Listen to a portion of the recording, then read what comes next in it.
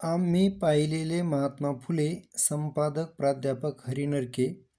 तर या पुस्तकामध्ये असे एक 35 ते 40 लोकांचे की जे महात्मा फुलेंचे समकालीन होते, ज्यांना महात्मा फुलेंचा सहवास लाभलेला आहे, अशा लोकांनी त्यांच्या आठवणी या पुस्तकाच्या माध्यमातून किंवा एक संग्रहित करून प्राध्यापक हरी नरके यांनी संपादित केलेलं आहे. तर त्यातल्या काही आठवणी, काही लोकांचे मनोगत मी आपल्यासमोर वाचणार आहे. ज्योतिरावांनी आम्हास मनुष्यत्वाची ओळख करून दिली. R.S. घाडगे. वयाच्या 10व्या वर्षी म्हणजे इसवी सन 1882 साली मी पलटणीत एडन मुक्कामी रिक्रूट बॉय म्हणून भरती झालो. इसवी सन 1887 साली मी पुणे येथे काही कामाकरिता पलटणीत आलो. त्यावेळी महात्मा फुले हे पलटणीत आले असताना त्यांना प्रथम मी पाहिले. दर रविवारी पलटणीत सुट्टी असे म्हणून ते त्या दिवशी बहुतेक पलटणीत येत असत.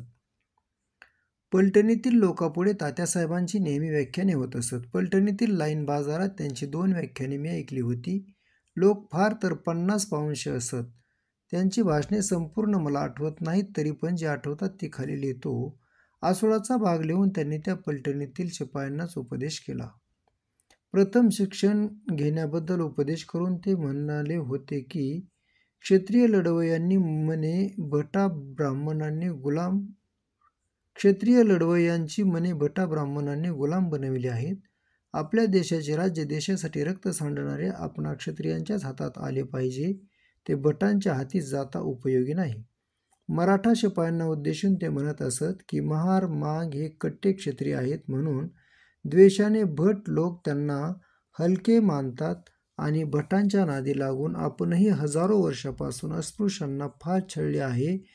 त्यांचा ईश्वराच्या घरी जाप द्यावा लागेल, म्हणून यापुढे तरी अस्पृश्यांचा छळ न करता त्यांची स्थिती सुधारण्यासाठी त्यांना बंधुभावाने मदत करा, म्हणजे ईश्वराच्या घरी आपला दर्जा वाढेल आणि देशात व धर्मात उच्च नीचता भेदभाव माजविणाऱ्या ब्राह्मणांवर सर्व बाजूंनी बहिष्कार घालून त्यांचाही इंगा जिरवा, म्हणजे ते शुद्धीवर येतील.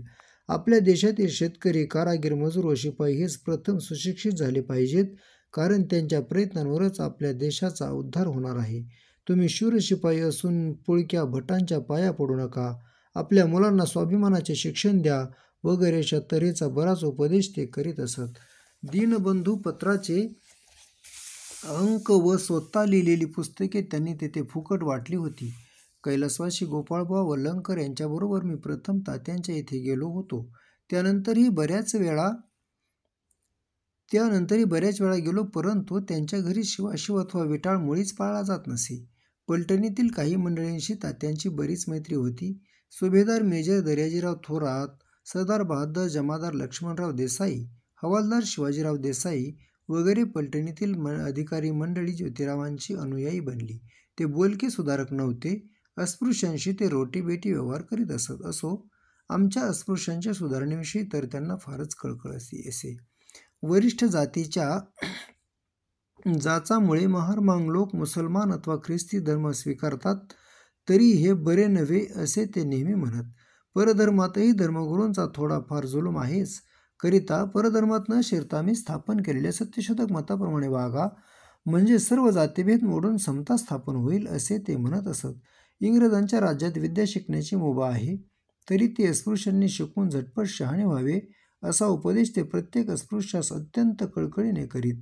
त्यांचे अंतःकरण महासागरापेक्षाही विस्तीर्ण होते आणि ते अस्पृश्यांच्या हितविषयी विचाराने भरून गेलेले होते. अस्पृश्यांचा कैवार घेतला म्हणून ज्योतिरावांचा वरिष्ठ हिंदूंनी जो छळ केला, त्याचा इतिहास ज्योतिराव आज हयात असते तर त्यांनीच तो बरोबर सांगितला असता. इतरास तो सार्थरीतीने सांगता येणार नाही. त्यांच्या छळाच्या 2-3 गोष्टी मला चांगल्या आठवतात. स्वजनाकडून अमर्याद छळ केला जात असता अस्पृश्यांच्या हितासाठी इतक्या आस्थेने झटणारा हिंदुस्थानच्या आजपर्यंतच्या इतिहासात हा एकटाच थोर पुरुष झाला आहे असे मला वाटते. इतकेच नव्हे तर मी इतके म्हणण्याचे धैर्य दाखवितो की देवाने आम्हास मनुष्य जन्म दिला आणि ज्योतिरावांनी आम्हास मनुष्यत्वाची ओळख करून दिली, आणि म्हणूनच मी म्हणतो की धन्य तो महात्मा आणि धन्य त्याची जननी.